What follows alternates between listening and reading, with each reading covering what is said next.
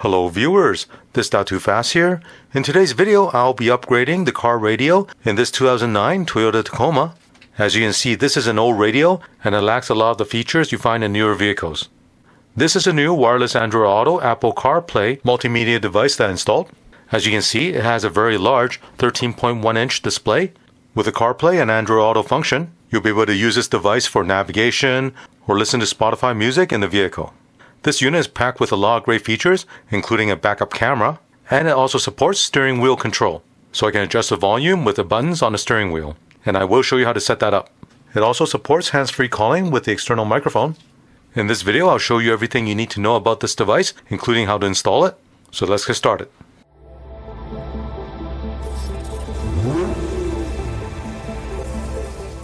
Let me show you the 13.1 inch Android car navigation device that I'll be installing in the Tacoma. User manual.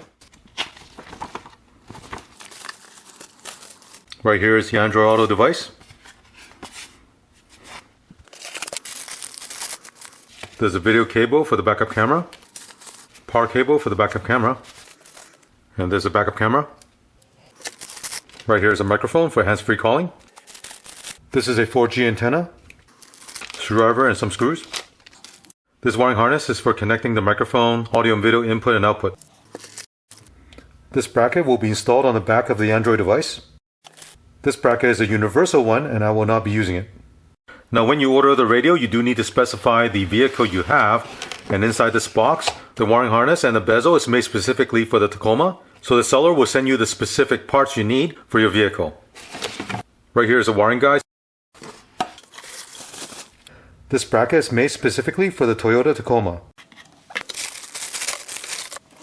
Right here is a power wiring harness with a CAN bus decoder for steering wheel control. You plug one end to the factory plug and the other end plug into the Android device. Here's another power wiring harness, but this one does not have the CAN bus decoder. I'll find out later which one of these two wiring harness will work for my Toyota Tacoma. There's a GPS antenna, two USB-A cable, RCA audio input and output. This RCA cable is for the backup camera. For the dash install, you mount this piece in place of the factory car radio. And the radio is mounted to this using this bracket you see right here. With this bracket, this Android device will be mounted like this. So let's turn this over.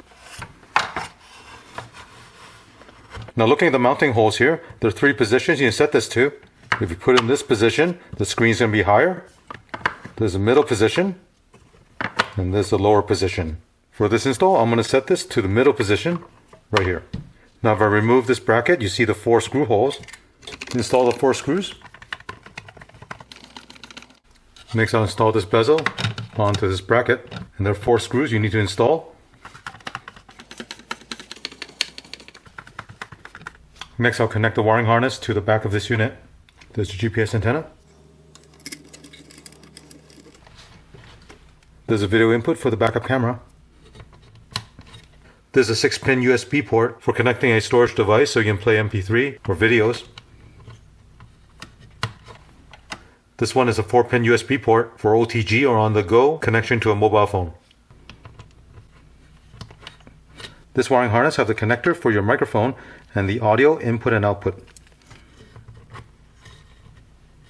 This wiring harness has the radio antenna, CAN bus controller box to do the steering wheel control, and the connector to connect to your factory harness. This connector is for connecting to the 4G antenna. Now I'll be using my phone's Apple CarPlay, and therefore I don't need to install the 4G SIM card. I still have the backup camera and the microphone that I'll install later on in the car. At this time I'll take this to the vehicle and connect everything up. So let's have a look at the radio that's currently in this Tacoma. It is an aftermarket unit from Pioneer, and the screen is only 6.5 inch. So with a new radio, it's going to have a much bigger display that will occupy this entire space here. So now I'm going to remove this old radio. First thing I'll do is use a plastic pry tool and remove this climate control. It's held on by clips. Disconnect the connectors. Let me show you the back of the climate control. There are four clips here.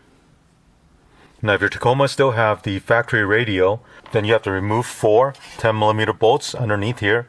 Because it's an aftermarket unit, all I have to do is pull this panel off.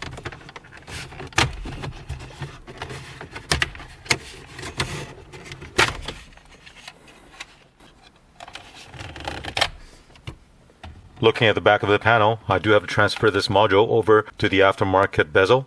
And I also need to remove these plastic clips you see right here and transfer it over to the aftermarket bezel. Now with this aftermarket radio, the bracket that's used on this do have the 4 10mm bolts that's holding it in. So I'm going to remove those 4 bolts. Now slide the radio out and disconnect all the connectors. I'll need to remove this module with the clock and the hazard light. It's held on by Phillips screws. And then transfer this over to the aftermarket bezel.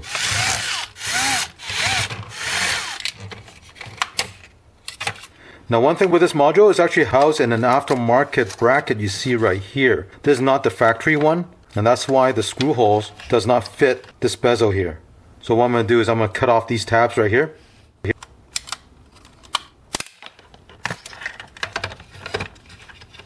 And if you still have the factory bracket, then you'll have the 5 screw holes that will match up to the aftermarket bezel here. I also need to transfer these white clips onto the aftermarket bracket.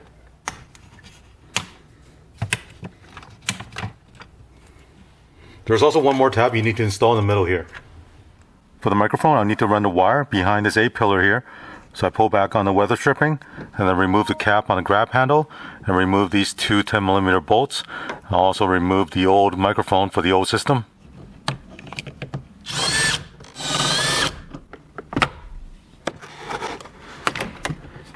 There's a new microphone. I'm going to route it behind the side curtain airbag.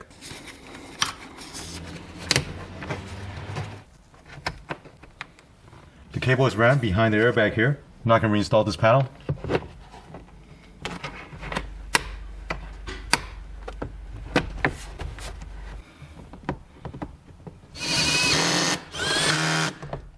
So here I'm running the rear camera cable and the microphone cable towards the center console. I routed the cable above the factory wiring harness and make sure you keep it away from the steering column and the brake pedal. Using a long tie wrap, I'm going to fish the wire from underneath up to the center console.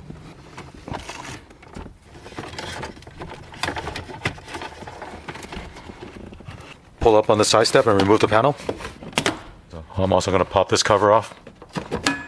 Here's the rear camera cable. I'm going to run this along the side. Put this cover back on. Route the rear camera cable along the factory wire. I'm here in the second row. I'm going to remove this cover. Now let me show you underneath the B pillar. There is an opening you can use to feed the wire through. You should also install a rubber grommet here to prevent the wire from rubbing. I ran that cable up along the side, away from the suspension component, all the way to the back, and I did use some tie wraps and tied it down to the factory wiring harness. For the backup camera, I do need to tap the wire on the backup light. Remove the 3 10mm bolts on the side. Now you can pull this tail light out. And the backup light is going to be the one at the bottom. With this black and red wire, what you want to do is tap the black wire onto the negative and the red wire onto the positive wire. This rear camera cable with the yellow RCA connector has a red wire on it. You need to connect this red wire to the positive wire of the backup light. This will trigger the display on the device to switch to backup view. So here I have 2 wires tapping onto the positive wire of the backup light.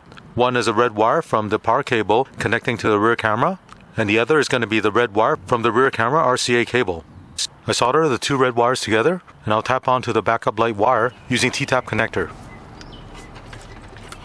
On the negative wire of the backup light, you just need to connect 1 black wire from the rear camera power cable. Reinstall the light bulb. Now I'll feed this power wire through this hole. Now I can reinstall the light. Now when you're installing the backup camera, the side with the wording needs to be at the bottom so the image will show correctly. If you have it the other way around, then the image is going to be upside down. Now for this install, I'm going to remove this bracket and swing it the other way around so it'll fit behind the license plate.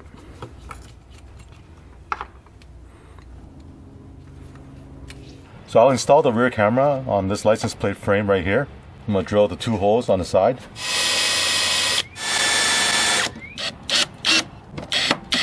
Tighten the screws on the side. Here's a look at the installed camera. So here I connected the RCA cable for the video connector and also the power connector that goes to the camera. I'm also going to tape this RCA connector so this connector will not come loose. And here it is with the tape on the RCA connector. Now earlier when I was getting this stereo set up for the install, I installed this wiring harness with the CAN bus adapter. And when I looked at the wiring harness in the vehicle, I realized the plugs that's on this wiring harness do not fit the plugs here. So this vehicle does not support the wiring harness with the CAN bus adapter. What I ended up doing is install this other wiring harness, and these plugs here do fit the ones here. So for this install, I will not be using the CAN bus adapter for the steering wheel control. I'm going to take these 3 connectors and connect it to the factory plug. Now this black plug does not get used. Now if you look at this 20-pin connector, there are 3 wires that's used for steering wheel control. Now if you look at the aftermarket side, there are 3 wires here. The black wire is the steering wheel control ground. The green and the gray is the steering wheel key wire. And these 3 wires match up to the 3 wires on this side right here. And the way the steering wheel control work is the steering wheel buttons are resistive, so each button press have a certain resistance. And later on I'll go into the unit and map each of the button functions. So I'll be able to control things like volume up, volume down. And that's how I'll be able to do steering wheel control without using a CAN bus controller. Now for the backup camera, remember on this yellow RCA plug, there is a red wire. Because we're not going to be using the CAN bus decoder to trigger the display to switch to the backup view, I need to connect this red wire that has a backup light with a 12-volt trigger to one of the wire on the wiring harness. Looking on the connector on this wiring harness, you see the side with the black wire that's a ground wire. Next to it you have a red wire. And on the 3rd wire here, this pink one here, this is actually the reverse trigger wire. And if I follow that pink wire, this one here is marked back. Sometimes they mark it as a reverse. I need to connect that red wire on the RCA connector to this pink wire, and that'll be a trigger wire to change the display to show the backup view. Here I'll crimp a butt connector on this.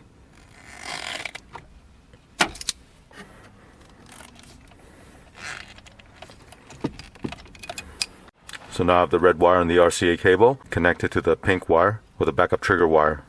I need to route the 2 USB cable over to the passenger side and out to the glove box. With the GPS antenna, remove the backing on double-sided tape and stick this onto the side right here. Here's a look at the GPS antenna. Also need to connect the radio antenna to the radio. And here's a look at the back of the radio with all the connections made. I'm going to connect the factory harness to the clock hazard light module. Now all the connections are made, carefully place the unit onto the dash. Push those 3 clips at the top into the dash. And we'll reinstall the climate control.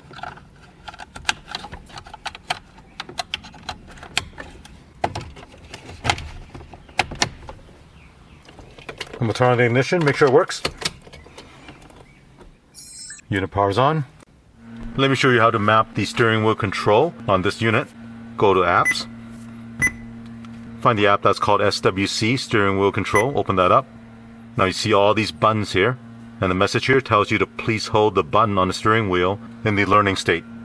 Now in this Tacoma, the steering wheel have the controls on the left side. You have the volume up and down. So I'm going to map those buttons over onto the radio. And the way those buttons work is they're resistive. Each button press has a certain resistance, and they'll translate onto the radio here. And that's how I'm going to map these buttons onto the device here. If I press the volume up button here, you'll see the message on the screen is able to recognize that resistance. Now I'm going to hold the volume up button. You see the message comes up. It says select the function on the screen here. Now I'm going to press this volume up button. Now I'm going to select the volume down button. And now the volume up and down control on the steering wheel is set.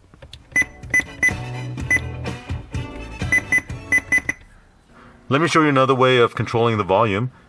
You can swipe up on the screen and there's a volume up and down control here. You can use these buttons. You can also swipe down. There's also some shortcut buttons here. Now I already paired the Apple phone to this device and the pairing pin is 0000.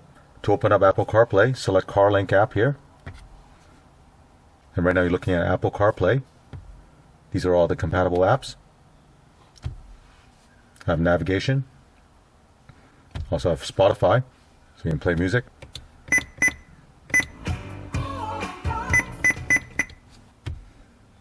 With the microphone installed, you can do the hands-free calling.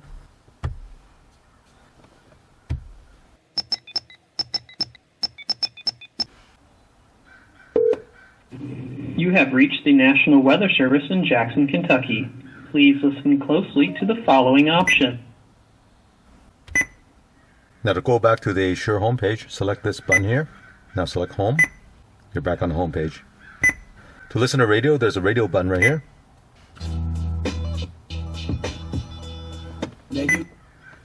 Spread like There's also equalizer. So here you can custom set the equalizer. Now with some of the apps you see right here like YouTube or Play Store, you will need to install a SIM card into this radio and use a cellular service. Otherwise you'll do everything through the CarLink with Apple CarPlay. Next I'll show you the backup camera. I'm going to start the car up. I'll put the car in reverse. And you'll see a display switch to the backup view automatically. It's very nice to have this large display so you can see very clearly what's behind your vehicle. Once I put it in park, we go back to the regular view. As you can see, this is a very nice upgrade for this Toyota Tacoma. By installing this ASURE 13.1 inch CarPlay Android Auto multimedia device, you'll have access to all the latest features found on today's new cars.